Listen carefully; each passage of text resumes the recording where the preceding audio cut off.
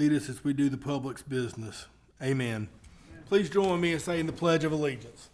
I pledge allegiance to the flag of the United States of America and to the republic for which it stands, one nation, under God, indivisible, with liberty and justice for all.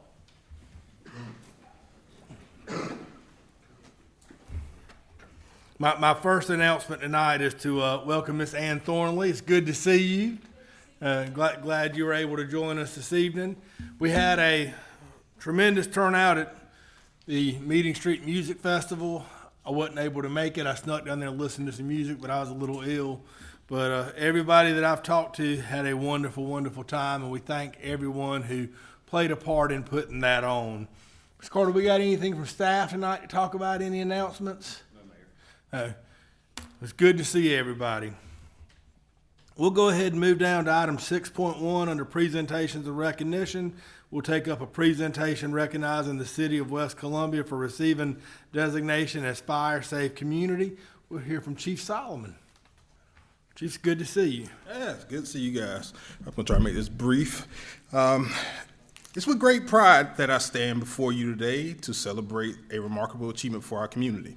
For the 5th consecutive year, the City of West Columbia and its fire department has earned the prestigious designation as a Fire Safe Community in 2023 by State Fire and Fire Safe South Carolina. This honor was officially recognized this summer at the 2024 Fire Rescue Conference in Myrtle Beach. The Fire Safe South Carolina initiative aims to reduce home fires, enhance community risk reduction, and to provide consistent fire prevention messaging across the state. By focusing on data-driven resources and targeted community engagement, we have been able to significantly improve fire safety and reduce risk. This success would not have been possible without the dedication and support of City Council and our dedicated firefighters across the board.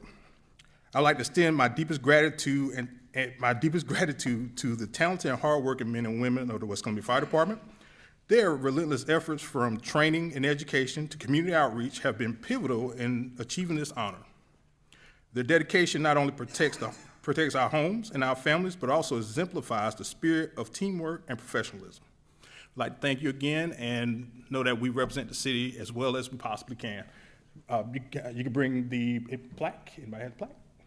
Guys, while y'all are coming up, y'all come on up, but while y'all are coming up, I just want to take a chance to tell you, thank y'all so much for making us proud every day, keeping us safe every day, and we appreciate all that y'all do for us and all that you do for the citizens of West Columbia. Chief, You want to go mug it up? I just have one comment. I just heard from one of our residents that was in the audience tonight, said he had a heart attack in June.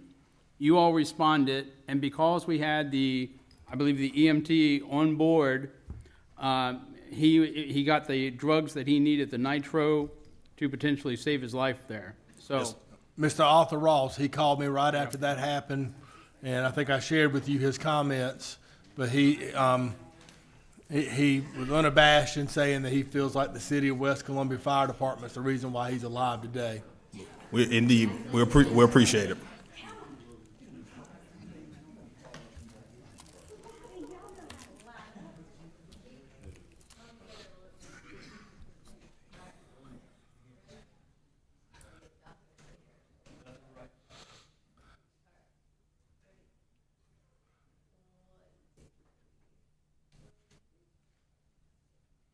And one guy's on his tippy toes.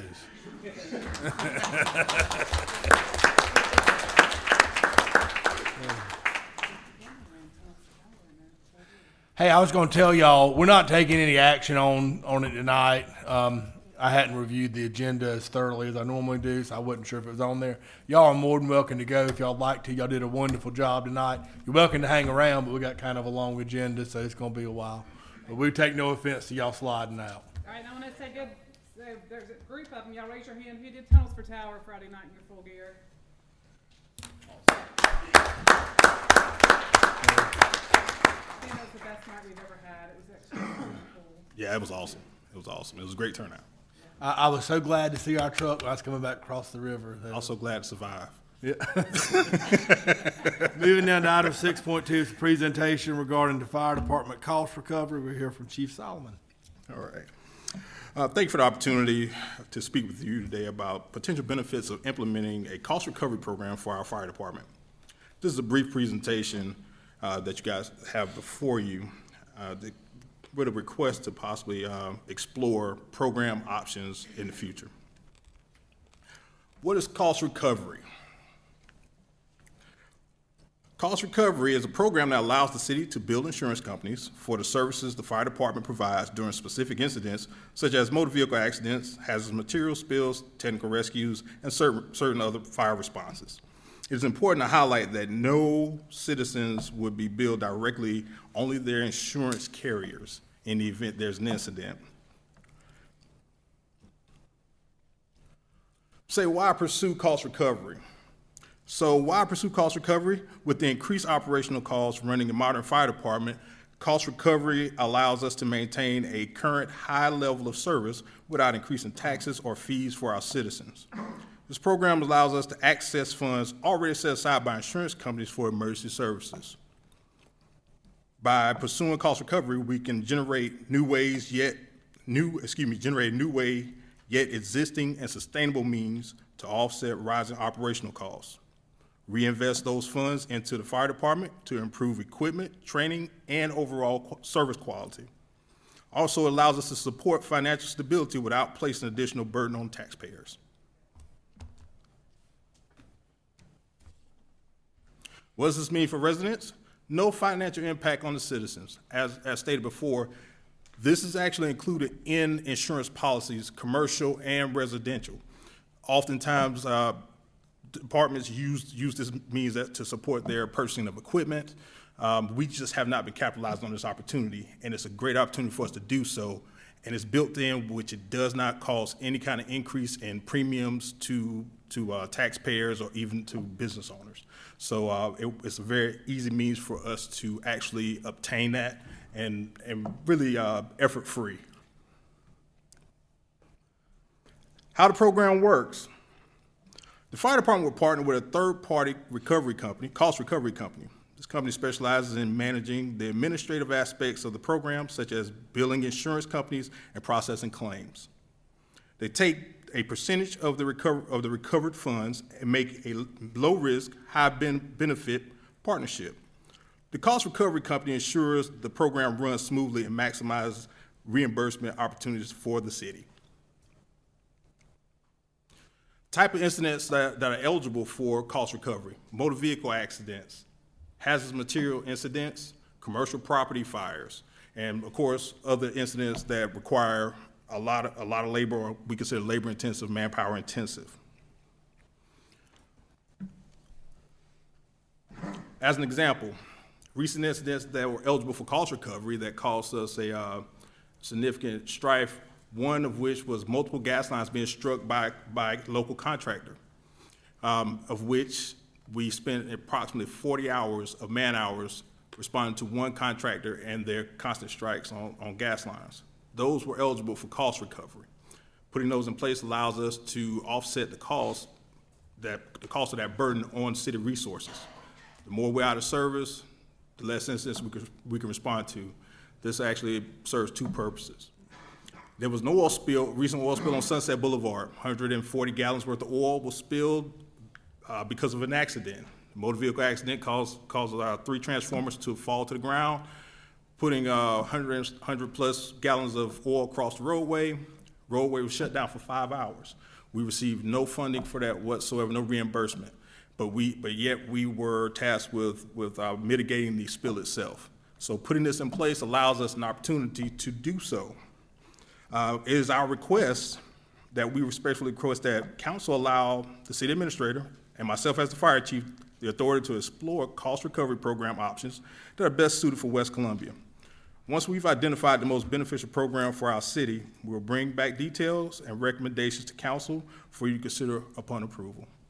And to add to that, there are 50 plus fire departments in the state of South Carolina that currently utilize cost recovery. One of which is one of our neighbors in the Irmo Fire District. We have them as far away as Myrtle Beach, and probably about the majority of Greenville, Spartanburg County also utilize cost recovery. It's a very common practice. Chief, I got my old car wreck attorney hat on. You know, I do it on both sides. I do plaintiffs and defense.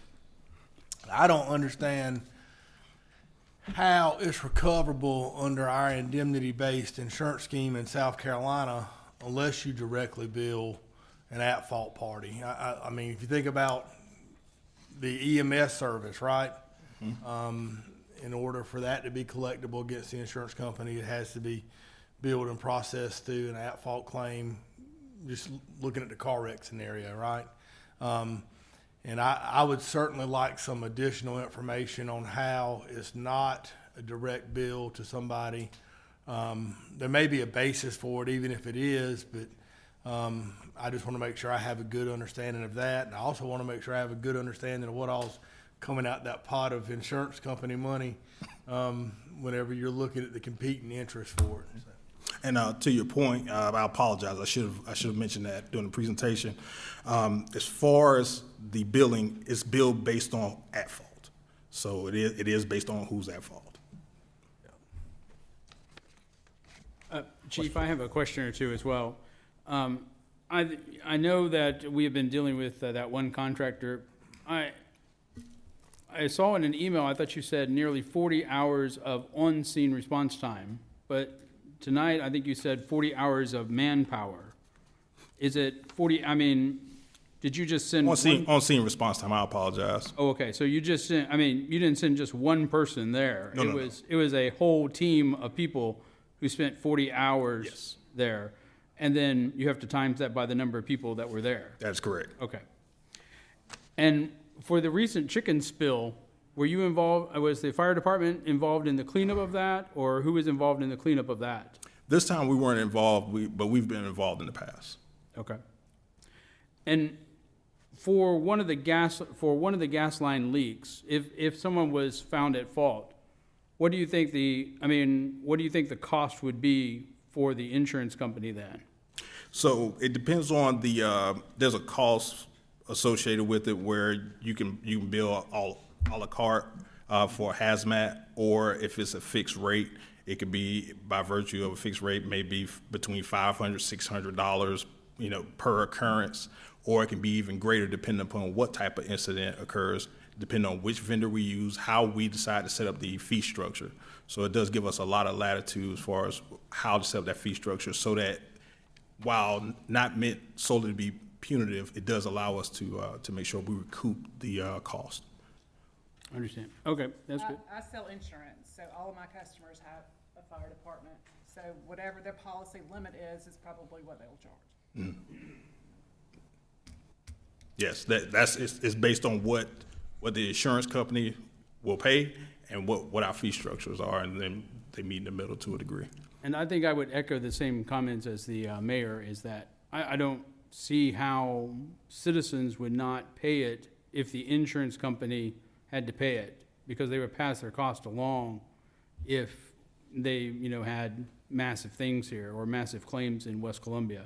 Well, So, not only that, I mean, unless there's some specific, not like, if you think about essentially like your broken windshield, that's a specific rider, that's a non-fault based deal, right? With the exception of that, anything else is gonna fall under your general indemnity concept, which is your insurance company is only gonna cover that which you are responsible for. And if this system is set up where you don't direct bill the insured, the insurance company is not gonna pay for it unless there's some other mechanism that's been created that I'm unaware of. The mechanism, part of the mechanism, especially when it comes to hazardous materials, is the hazardous materials cleanup component.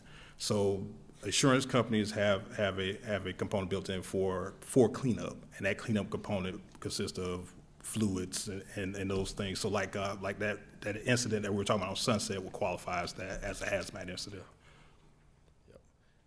It might be something, if we could take it under advisement and get some additional information on, that we could look at.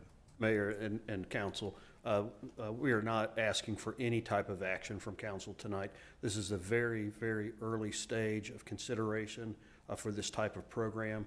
Just wanted to make sure that you were aware of it, that Chief Solomon was looking into it, and will take any kind of comments or thoughts and he will do the necessary research and come back to council for another presentation at a later date. Thank you so much. Yes, sir. Thank Real you. quick, I personally would like to hear more about it and get more legal advice on it. I don't think there's anything wrong with looking into it, and then with appropriate legal advice, come back to us, and hopefully we can take it up at that time. But I look forward to hearing more about it. Thank you. Absolutely. Thank you.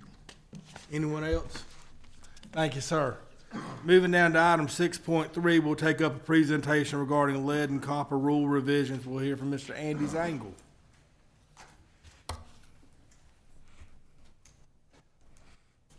Andy, I was just telling somebody the other day that I felt like the lead deal was a bunch of hype because you don't hear anybody complaining about kids eating lead anymore. And now fast forward, here we go. Right? All right. Good evening, Mayor and Council. This evening, we're providing an update on two changes to the EPA's lead and copper rule through the lead and copper rule revision and the lead and copper improvement, or lead and copper rule improvements. First, every 3 years, we facilitate water samples for our distribution system to check for lead and copper. Our last round of sampling was completed in 2022, and all results were below the allowable limits for lead and copper. Additionally, both our water treatment plants use a corrosion inhibitor, which forms a protective layer inside the pipeline to prevent corrosion. The new EPA regulations focus on finding and removing lead service lines, as well as service lines that may contain lead components. One of the key changes is the action level for lead was lowered from 15 to 10 micrograms per liter. Utilities are required to identify the material of all water service lines in the system, creating an inventory that categorizes them as either lead, galvanized, or unknown, or other. Any lead or galvanized lines will need to be replaced within 10 years once the lead and copper rule improvements are finalized. In October, we will notify customers whose service lines are either unknown or have been identified as lead and galvanized. Our staff has been working to identify the material service lines using various methods, such as reviewing historical data, checking installation records, and conducting field investigations. This inventory will be updated as we gather more information through field inspections and homeowner input. Several of our ongoing capital improvement projects focus on upgrading old infrastructure, including replacing service lines that run from the main to the meter, which is the part of the system that we operate and maintain. As part of these projects, we are replacing customer service lines with modern, non-corrosive materials. As we continue updating our capital improvement plans, we will include service line replacement projects. We will also seek funding from those projects from sources such as the Drinking Water State Revolving Fund, rural infrastructure programs, and community development block grants. Thank you for your time. I'll be happy to answer any questions you may have. Any idea roughly how prevalent it is in our system? Like specifically on a number side, I don't really have that information to give you, but if you think generally, the West Columbia proper side is traditionally an older system, installed 1950s and earlier, and then obviously improvement going on. Those materials were used. Lead was banned in 1986, implemented in 1988. So any home constructed before that period, we've typically seen are going to have galvanized services. Since I've been here, we haven't run into a lead component in any service that we've either replaced or worked on, but there's the opportunity for something like that. But predominantly, it's going to be older galvanized services. Anyone else? Andy, just make sure I have those numbers right. It's going from 15 micrograms to 10 microgram? Yes, sir. And what was ours at when we last tested it? So it varies by property. So we ranged, it's on the CCR. I think we ranged from anywhere between 0 and 14 micrograms per liter. The sampling method also changed in that last run, but it's dependent upon property. And we're talking about just to the service box. Yeah, from the main to the meter, basically. Yeah, from the main to the meter. Yes, sir. Thank you. Anyone else? Andy, the galvanized pipes, are there lead components in galvanized pipes? So galvanized on its own, no. But at times some plumbers sometimes may have used lead components in making connection to the main or in certain elements in the house and different parts for that. So like I said, lead wasn't banned until 1986, and then which was implemented in 1988. So specifically, who used what when they built what house at any given time, we don't have a record of. So our system doesn't contain the lead. It's upstream from our system. It might be connected to. So we haven't uncovered every service in the entire city. Yeah. Or in our entire service area. That's fair. So to say with like 100% certainty that there's no lead component in anybody's service that we operate and maintain anywhere, I can't make that assertion. From the 7 years I've been here, I have not experienced a time where we have uncovered a lead component on somebody's service line. That doesn't mean that it's not there. It doesn't mean it's not on their side somewhere else. But just in the time I've been here, I'm not aware of that happening. Thank you. Anyone else? Thank you, sir. Yes, sir. Moving down to item 7.1 under unfinished business, we'll take up second reading consideration of an ordinance authorizing the issuance of a water and sewer system improvement revenue bond anticipation note in the principal amount of not exceeding $10 million by the city of West Columbia, South Carolina, in anticipation of the receipt of proceeds of the sale of water sewer system improvement revenue bonds of the city of West Columbia, South Carolina, and other matters relating thereto. Is there a motion? So moved. Is there a second? Any discussion? Hearing none at this time, if you're in favor, please raise your hand. Passes unanimously. Moving down to item 7.2, we'll take up second reading consideration of the Planning Commission's recommendation to approve a text amendment to the City of West Columbia zoning ordinance, section 710.5, regarding catering as a permitted use. Is there a motion? Is there a second? Second. Any discussion? Hearing none at this time, if you're in favor, please raise your hand. Passes unanimously.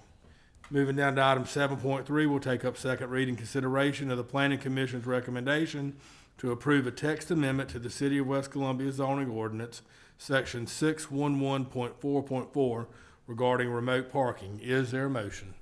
So moved. Is there a second? Any discussion? Hearing none at this time, if you're in favor, please raise your hand. Passes unanimously. Moving down to item 7.4, we'll take up second reading consideration of the Planning Commission's recommendation to approve the rezoning of one parcel totaling .2 acres at 1903 Augusta Road, tax map number 004629-01-018, from C2 General Commercial to the requested C3 Restricted Commercial. Is there a motion? So moved. Is there a second? Any discussion? Hearing none at this time, if you're in favor, please raise your hand. Passes unanimously. Moving down to item 8.1 under new business, we'll take up first reading consideration of a resolution to authorize the consumption, actually this would be the only reading, consideration of a resolution to authorize the consumption of beer and wine at the Fall Rhythm on the River concert series at the Wyman C. Mack Rich Riverwalk Amphitheater. We'll hear from Mr. Cohen if it's needed. Is there a motion? So moved. Is there a second? Second. Any discussion? Hearing none at this time, if you're in favor, please raise your hand. Those opposed? Passes 5-3. Mr. Cohen, we thank you for your work on behalf of Rhythm on the River and putting it on year after year. We look forward to another great season with you. Thank you. Moving down to item 8.2, we'll take up consideration to authorize the city administrator to negotiate a contract for professional engineering services for the Riverside Water Treatment Plant filtration improvements. We'll hear from Mr. Zangle if it's needed. Is there a motion? So moved. Is there a second? Any discussion? Hearing none, if you're in favor, please raise your hand. Passes unanimously. Everyone has done a wonderful job. Thank y'all. This time, we welcome a motion to adjourn to executive session for purposes of discussion of a contractual and legal matter related to bulk water purchasers and capital projects pursuant to South Carolina Code, Section 30-4-70A2. Is there a motion? So moved. Is there a second? Second. Any discussion? Hearing none at this time, if you're in favor, please raise your hand. We are unanimously adjourned to executive session. Y'all are all welcome to stay. You're welcome to go. We may take action when we come back.